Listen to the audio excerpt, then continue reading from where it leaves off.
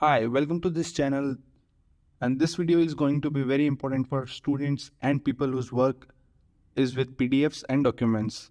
I'll show you how you can chat with PDFs and get answers for everything available in the PDF. Open Chrome browser and let's go to pdfai.com. Click on the first link and select get started for free. Now you have to sign up here first.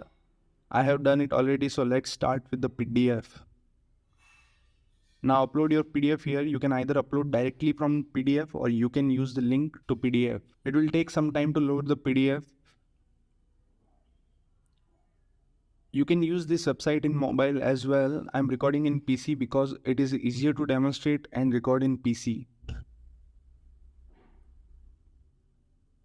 Let's find questions from PDF itself and ask it. Copy and paste the question and it will answer you in seconds.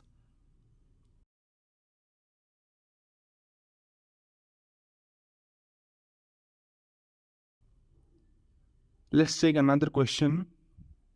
Copy and paste the question. It will answer you as quickly as possible.